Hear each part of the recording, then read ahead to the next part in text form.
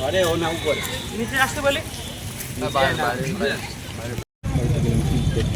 কালকে গত রাত্রেই আমি 1:15-20 দিকে আমার কাছে খবর এসেছিল এই ধরনের ঘটনাটা ইউটার্নে ঘটেছে।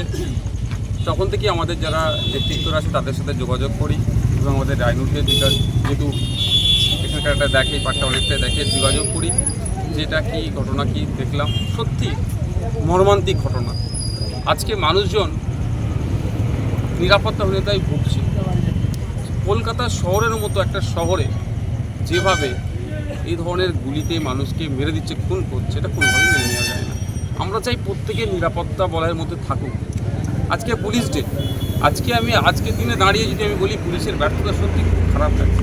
পুলিশে যে পরিমাণ ম্যান পাওয়ার থাকা দরকার সেই পরিমাণ নয়, ফলে নিরাপত্তাতে গাফিলতি হচ্ছে।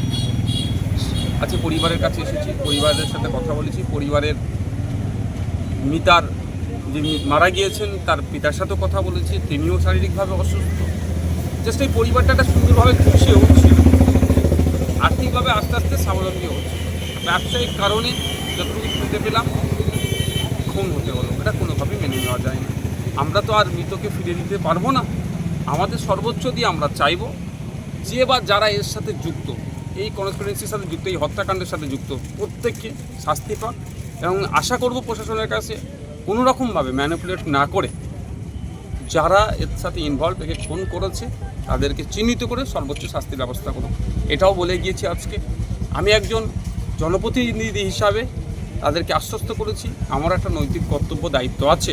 ওনারা যদি চান আমি আমার পক্ষ থেকে, যেহেতু এটা সম্ভবত বারাসাত কোর্টেই হচ্ছে, এটা বারাসাত কোর্টেই মামলাটা চলবে, বারাসাত কোর্টে আমি আমার পক্ষ থেকে একটা উকিল দাঁড় করাবো যাতে এই কেসটা সুষ্ঠুভাবে চলে এবং কেসের তদারকি যাতে আমরা করতে পারি, কোন জায়গা আছে, প্রোগ্রেস কী আছে, যথাযথভাবে জানতে পারি এবং পরিবারকে আপডেট দিতে পারি এবং পরিবারও একটা বুঝতে পারে যে কেসটা কোন জায়গায় গড়াচ্ছে বা কতটা জায়গায় ডিপি আছে, কী আছে জানার জন্য পরিবারকে আমি আজকে বলে গিয়েছি।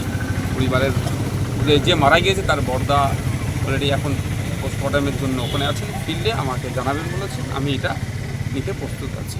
আবারও বলছি, যেভাবে এই ধরনের গুলিকাণ্ড হচ্ছে রাজ্যে, সাধারণ মানুষের নিরাপত্তা নিয়ে প্রশ্ন থেকে যাচ্ছে।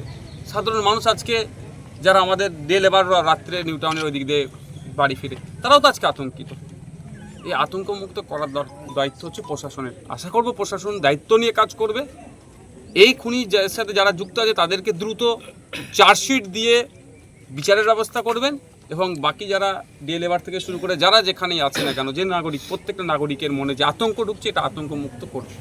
সারা রাজ্যে তো এরকম ঘটনা ঘটছে, তো এই ঘটনার উপরে বিচার ব্যবস্থা কেমন এগোবে বলে আপনার মনে হয়?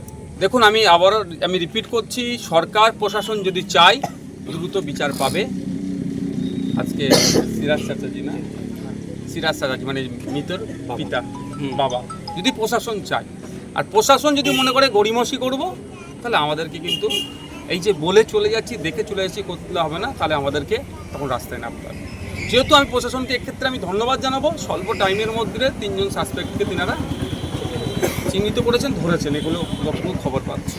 যদি এই তড়িঘড়ি হিসাবে প্রশাসন কাজ করে তাহলে আমাদেরকে রাস্তায় নামতে হবে না, আমাদেরকে প্রশাসনের বিরুদ্ধে কোনো মন্তব্য করতে হবে না। আর যদি মনে করি প্রশাসন গাফিলতি করছে, আর 5টা কেসের মতো এটাকে ধামাচাপা দেওয়ার চেষ্টা হচ্ছে, তাহলে আমি একজন বিধায়ক হিসাবে বলছি, ভাঙড়ের মানুষের সুখ দুঃখের পাশে থাকার দায়িত্ব আমার, কর্তব্য মনে করে ভাঙড়ের মানুষের সাথে যদি অবহেলা হয় আমি চুপ করে বসে থাকতে পারবো না। আমি আমার আইনি লড়াইয়ে যাব, আলাদাভাবে পুলিশি অ্যাকশন নিয়ে আইনি লড়াইয়ে যাব, এবং সাথে সাথে আমি আপনার ভাঙড়ের মবকে নিয়েও রাস্তায় নামতে বাধ্য হব।